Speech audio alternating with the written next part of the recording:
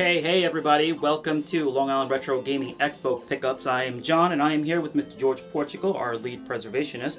We are here with the Nintendo M8 unit, which was used as a demo kind of kiosk unit in the stores. You can tell us a little bit more, George, about it? Yeah, absolutely. Yeah, so I'm really excited that we got one of these for the Long Island Retro Gaming Expo.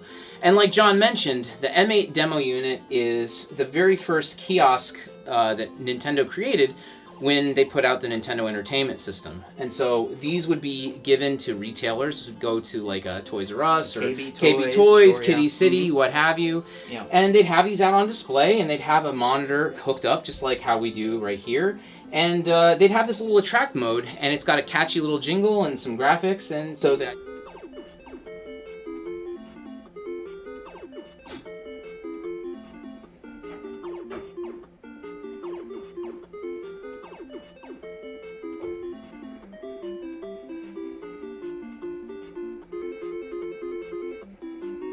and so the idea is that you get the kids interested, and they'd be like, "What is this Nintendo Entertainment System?" Yeah, and one of the things I remember, they had the timers on these. So tell us a little bit about the timer, so we could adjust the times for the kids. So yeah, take them off, right? Yeah, that's right. So there's a little dial on the back, which I'll show you momentarily. And when you adjust that, it basically gives you a certain amount of time during which you can play these games for that period of time. So if you push this little red button over here, it lets you toggle between a bunch of games. And if you can read on the control panel, you'll notice that all of these games are black box games. Yes. And they're also organized by theme. So you'll see that all of these orange colored games, Duck Hunt and Hogan's Alley and Wild Gunman, those are all light gun games. There you go. That's right. And then we've got a whole bunch of like these yellow games. These are all action games. Mm-hmm. This might have been the first time that, kids would discover a really awesome game called Super Mario Bros. Remember the black box games, box games in particular? They had themes, so it would say sports series, action series, right? So that's exactly what we have here. Right. Yeah. So orange, I believe, was light gun series, and then I think pinball kung fu was what, action? I think these are action. I think it's odd that pinball is, but it is. It's all color coded. And then the blue would be the sports, baseball, golf, tennis, and then going into the red ones are the ones where you could design your own stages. So I know that's true about that's true about Excite Bike and Wrecking Crew. Yeah. So anyhow, I think you guys get the idea.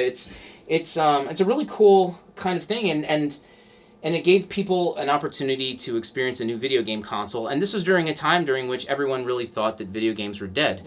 This was Atari crash, sure. Yeah, this was in the mid '80s, and people thought video games were a done fad, and so you had to lure the kids back in, right? This was the bait. Nintendo, I guess, my thinking is they were gambling that the graphical fidelity and the gameplay was just so revolutionary compared to something like Atari, like a 2600 or something. Blocks. Sure. Like you look at Mario, you can see, he has his mustache, he has his hat, he looks like a person. Yeah. Right? So I also think too that during the early test market period in Los Angeles and New York, that they actually had spokespeople at these kiosks talking about it and trying to get people into it and motivated. But that's like very early Nintendo history, like 85, 86. What happened was Nintendo started with these units in the toy stores primarily, like we were saying before, the Toys R Us's, the KB Toys. Right. And then as Nintendo began to grow as a company, they got a little bit more confident, their sales were booming. And then you started to see these units evolve. And this is the M81, George, right? And then it evolved into the M82, which was actually cartridges plugged into the slot. And it's a little different. So, George, why don't you tell us a little bit about that one? Right. So we're going to take this thing apart and look at it in more detail in a moment. But the M8 basically has one gigantic cartridge, which has all of the games on it. And it just switches between them by just pushing this button here. Whereas an M82 is totally different. It actually takes real Nintendo cartridges and works with that, and so that's kind of more desirable for the resellers, for the toy sellers, because they could just get the latest and greatest game, pop it into the M82, and they're not like stuck with a fixed number of games. You don't have to rely on Nintendo to bring them to the new right. So an M82 would just cover them for good. That's actually why these M8s are so hard to find, because a lot of them would just, I think, get sent back to Nintendo, or frankly a lot of them just got tossed in the trash. So as a result, they're really hard to find. In fact, if you look at sold eBay listings, at least in 2021, you won't find a single one of these. Sure.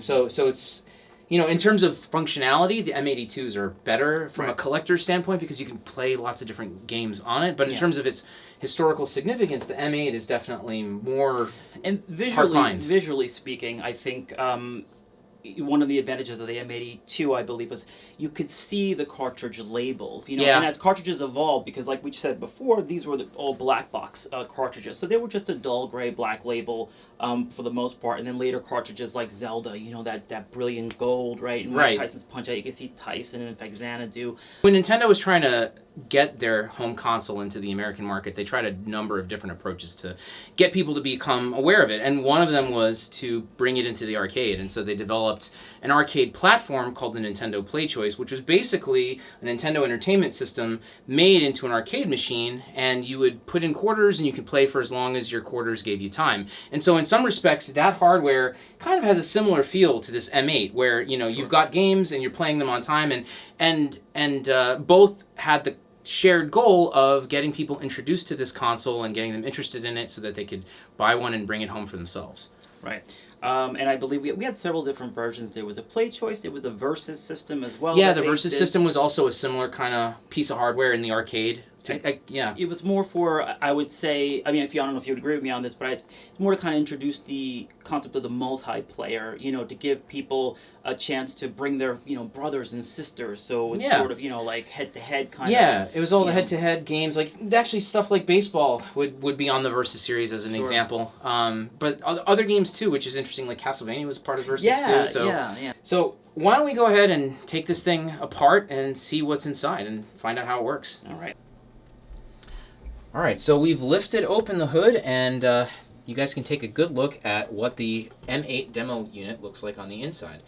So first thing I'll call your attention to is this. This board here is an original Nintendo Entertainment System. So there is literally nothing different about this compared to a stock Nintendo that would have been sold at the time. The only thing that's really different is how it's connected to the peripherals. So you see, like, this is player 1 and player 2 right here, and so they go up to these breakouts over here, and so one of these is connected to controller port 1, controller port 2, and the light gun. And somehow, I don't exactly understand how, but the light gun and the player 2 are actually wired in simultaneously. So that's kind of cool. You've got your composite video and mono sound over here. And then over here, you've got your RF modulator, and that goes through an extension cable all the way to the back. And the same is true for those composite video and sound cables. They just go to the ports right here. So they're just extensions. One thing that's kind of cool is the way that power is managed on this system. So it has its own unique power supply right here. So this can power both the M8 demo unit, but it can also power the CRT that's powered in or plugged in. There's a plug back here for the CRT. And so you can see that wires come in over here. This is what powers the Nintendo. And then there's a couple of wires over here, and this actually powers the cartridge. So this gigantic thing here, which is easily twice as big as the Nintendo, this is the game cartridge. And so what you see here is a bank of 30 EEPROMs, and this works sort of like how a real Nintendo cartridge works. A Nintendo cartridge has two chips. It has the program ROM, like this, the PRG, and it also has the character ROM, which is also seen here as CHR.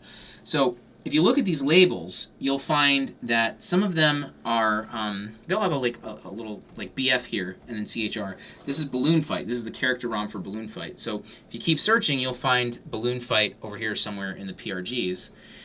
So that's basically how this thing works. And when you make your selection, it'll just switch from one pair to another pair to another pair. This set of wires over here, this goes to this connector here, and this is actually the timer. So the timer is a little potentiometer here on the back, and when you change the dial, you can make it as long as 25 minutes or as short as, I think, 20 seconds, which is crazy because you basically start the game and then it's done. You've got to go back to the menu select. So I think that's kind of funny. There's a bank of dip switches over here, and what these do is they basically tell the board set whether the game is a horizontal scrolling game like Mario Brothers or a vertical scrolling game like Ice Climber. And so you can see the dip switches are set in either, like if it's H, it's horizontal, if it's V, it's vertical. So you need this on the board in order for it to work properly, because if you have it flipped, if it's a vertical game and you're using horizontal, the game isn't going to load or behave properly. So that's what the inside of the M8 demo unit looks like. The only other thing to show you here is this daughter board over here, and this is just the bank of LEDs. So when you make your selection with the switch, which is right here, the LEDs light up and tell you which game is active at that time. And this connector here, it just plugs in into this little socket right here. One other thing I guess that's kind of cool is this volcano switch here. This is identical to the kinds that they would use on the Play Choice, so that's kind of cool. Same as the arcade hardware.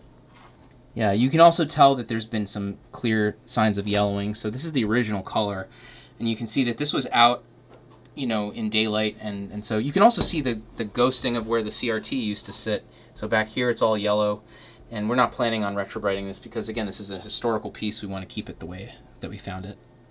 Hey folks, thank you so much for watching. Be sure to hit that subscribe button, hit that like button, share us with your friends, and check out LIRetro.com. We got a ton of great stuff coming your way in the near future. And most importantly of all, play some video games. Like me right now.